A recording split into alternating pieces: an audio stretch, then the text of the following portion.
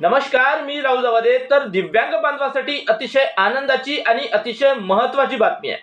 तर दिव्यांग बांधवांना त्यांच्या विवाहासाठी विवाह प्रोत्साहन अनुदान हे 1.5 लाख रुपये ते 2.5 लाख रुपयापर्यंत शासनाकडून मोफत दिले जाणार आहे.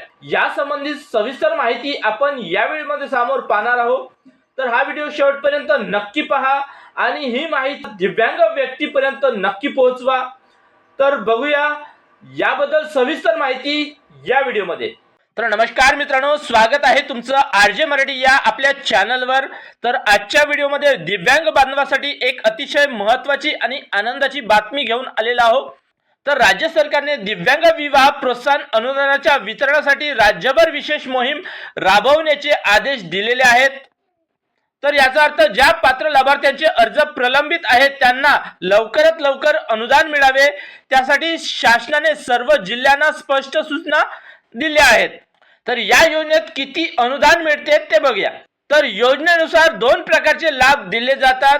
तर यामध्ये दिव्यांग व्यक्तीचा अव्यांग व्यक्तीशी विवाह झाल्यास 1.5 लाख रुपये इतके अनुदान दिले जाते आणि दिव्यांग व्यक्तीचा दिव्यांग व्यक्तीशी विवाह झाल्यास 2.5 लाख रुपये इतके अनुदान दिले जाते. तर महत्वाची बाब म्हणजे दिव्यांग विवाहाचा घटक आता नव्याने या योजनेमध्ये समाविष्ट करण्यात आलेला आहे.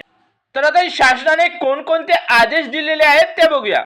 तर बघा, दिव्यांग सक्षमीकरण विभागाने सर्व जिल्ह्यांना निर्देश दिले आहेत की प्राप्त झालेले सर्व अर्जावर 21 जुलै 2026 पर्यंत निवड समितीने निर्णय घ्यावा.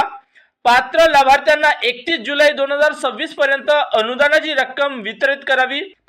कोणताही पात्र लाभार्थी या योजनेपासून वंचित राहू नये याची विशेष काळजी घ्यावी.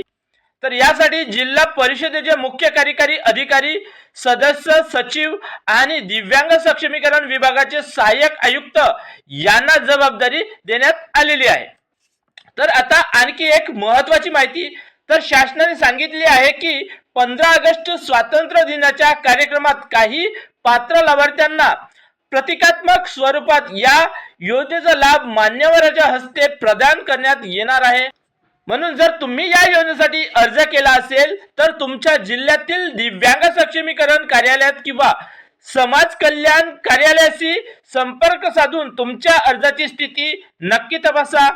जर तुम्ही किंवा तुमच्या ओळखीतील कोणतीही व्यक्ती या योजनेसाठी पात्र असेल तर ही माहिती त्यांच्यापर्यंत नक्की पोहोचवा आणि अशाच महाराष्ट्र शासनाच्या योजना, GR आणि ताज्या अपडेट्स सर्वात आधी मिळवण्यासाठी आरजे मराठी या चॅनलला सबस्क्राईब करा आणि व्हिडिओ आवडला असेल तर व्हिडिओला लाईक करा आणि ही माहिती तुमच्या मित्रांना, नातेवाईकांना शेअर नक्की करा. तर धन्यवाद. जय हिंद, जय महाराष्ट्र.